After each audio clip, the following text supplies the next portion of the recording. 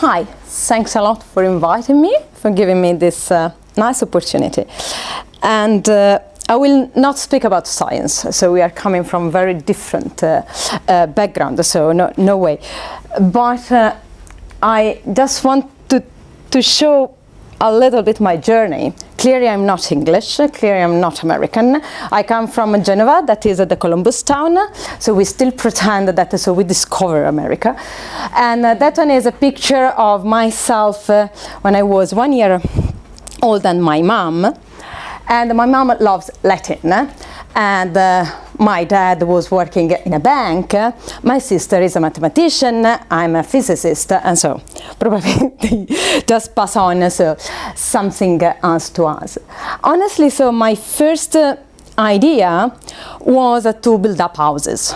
So for me, the only thing that matters is buildings. Okay, and I wanted to do a technical school as a secondary school, so the Italian system and the English system are quite different.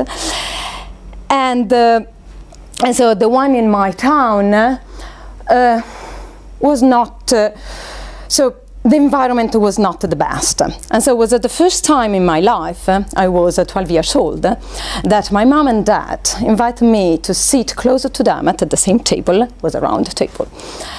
And for the first time, my dad was saying, are you sure that you want to do this technical school? Yes, I want to do that, and then engineering with a specialization to go to build up houses. And yes, but so you can do that, we will be very supportive about that, but why you are not doing it to a lyceum, so the scientific one, that so you are still doing a lot of math? As your sister did, of course. Okay, I will copy my sister. My sister is 5 years older than me. Okay, and up to my, I was 70 years old, that one was my focus, okay? I was only doing some maths or something like that. And that my physics teacher, and that her name is Francesca, I don't know if that one is something to do. Start to speak, okay, boys, and she was very tall, much taller than me, but very thin, so, or else was not good. And she was doing, let me now to speak about something different, about entropy. So that one is not going to be in any exam or something like that, but so it's just nice. And then I said, yes, so the art of time. And so she started to speak about physics for the first time. And unfortunately, so that was to start to think about physics that I never heard about before. And then so I started to think. So again, when I said to my dad, Dad, if I'm going to do physics, again, my sister just finished math. And she said, oh no, another one without a job. Okay, are you sure why not economics or engineering? That was your dream. Yes. So I remember that, so I fill up that form to enroll at my university half an hour before the deadline. And the same morning I said, Dad, I really want to do physics. If I'm not going to do any exam, because so it was supposed to be quite difficult, I will go to work, okay, so don't worry, and so I will not waste my time. Okay, and that's it. And then unfortunately my brother-in-law is a genetist, so probably we have some problem in the family, but so he went to Houston to do is a research career. She also brought my sister with him, and that one is something that I never forget. And so it was during my first undergrad year, and then as I started to think about it, so wow, it's wonderful to do something in science. Why not? At the time, so my ex-boyfriend was thinking that I was going to do physics and then a physics teacher in a high school. Okay. I quit him as soon as that one was becoming too strict. Everything went fine. Just only minor things about choosing my master thesis. Again, so I wanted to become an experimentalist, a material experimentalist. There was a nice group in microscopy. And the head of that group, that was also at the time the head of the department, make it quite clear that I thought I was one of the top students. So probably it's better that it's quite tough. There is a very long list of mail before you say, are you sure that you want to stay here? Okay, so I moved to numerical simulation. Never had a laptop. Never, so a PC never entered in my family's home. Okay, so I'm starting to do numerical simulation and programming. It was wow, but so I did it. I managed it. So I also enjoy. I still enjoy it. Just a couple of years. So 8 months before my PhD defense, I was also on Saturday. I was teaching in an high school. I got the Italian habilitation to teach in an high school.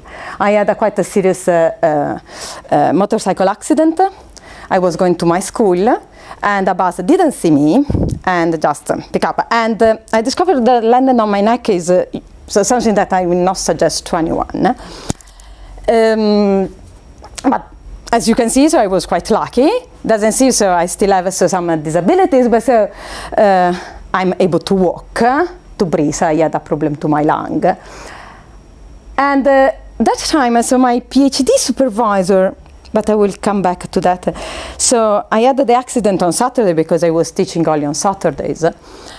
And after 10 days, the Friday, he came to visit me in the hospital, bringing the papers, and phoned me on Monday and asking why the papers are not corrected on my table.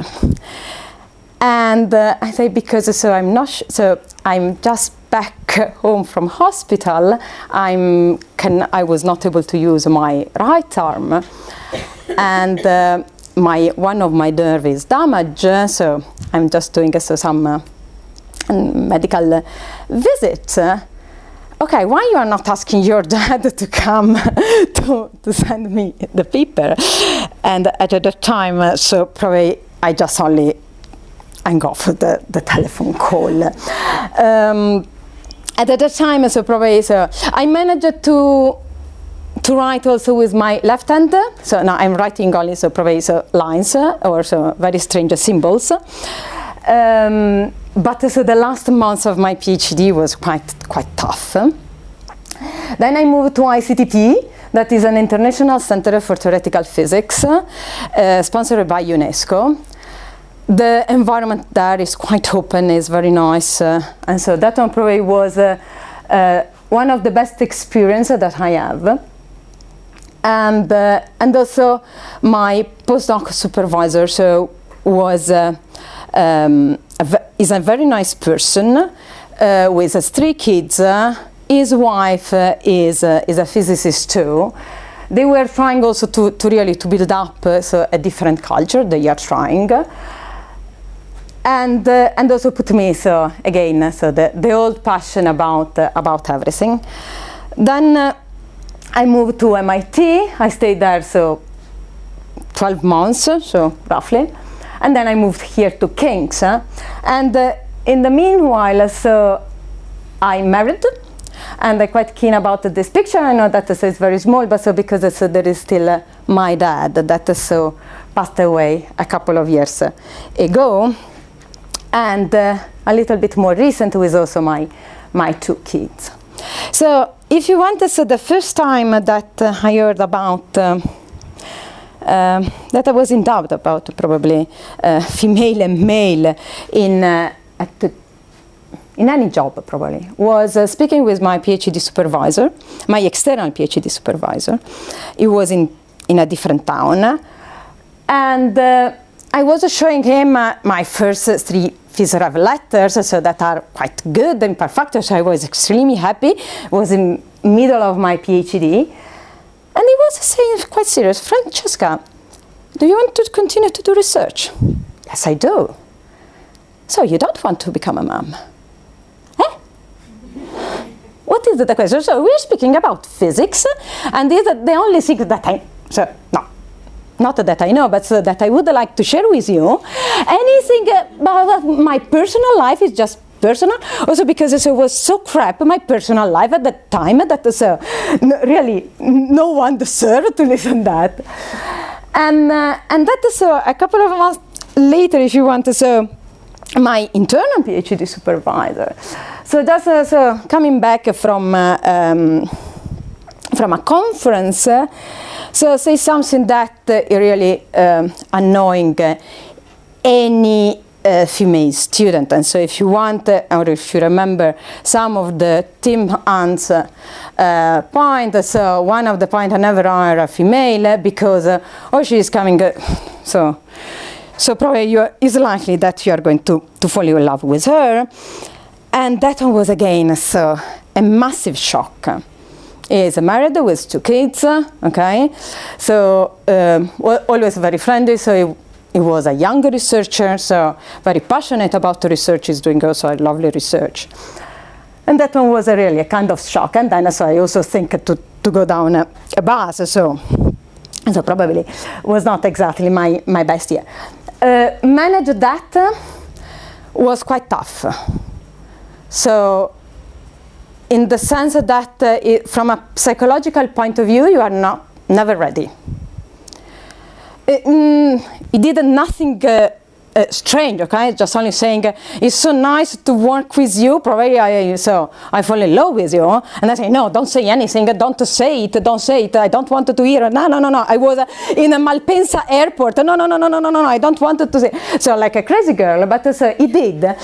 And from that moment on, for the last year of my PhD, I was putting some care never to dress, so only with a white t-shirt and jeans. Okay, so physicists usually are not famous for any fashion, but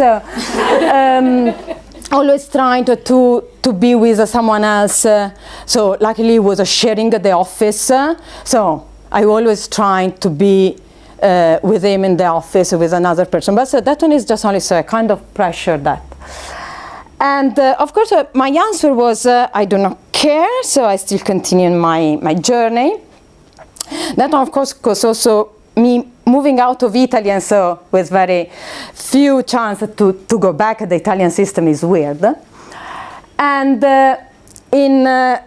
sorry, that one is a typo, 2006. 2006, I met Roberto, that now is my husband.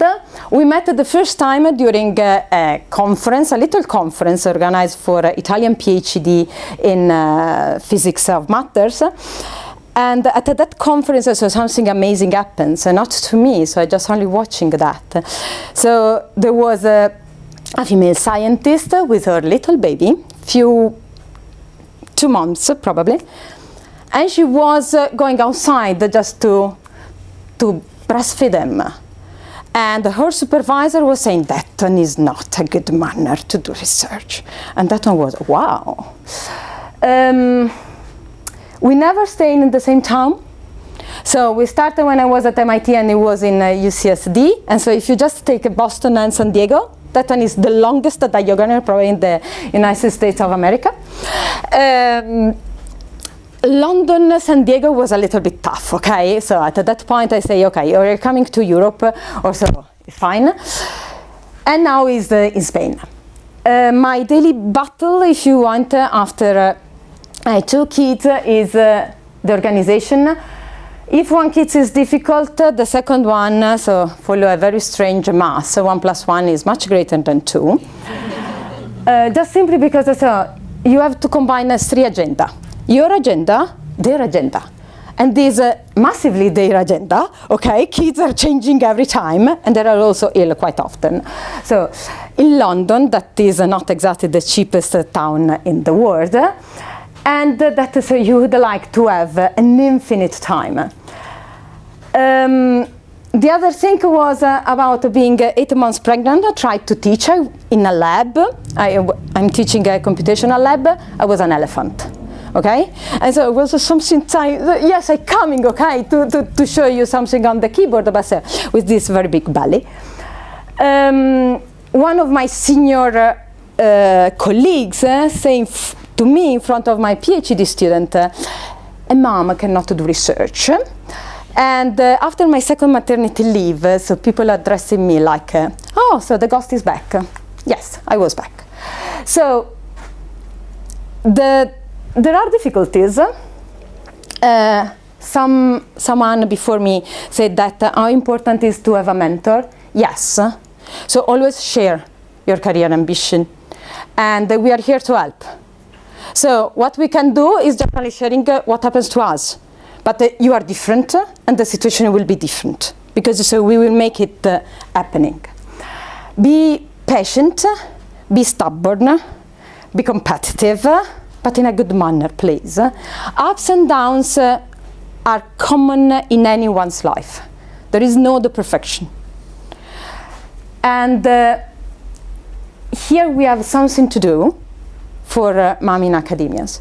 Because what I want to avoid that a female quit because she's not able to manage a female and this kind of work. Because if you decide to move out academia, do it. Absolutely. But not because you feel that you have to choose between family and work.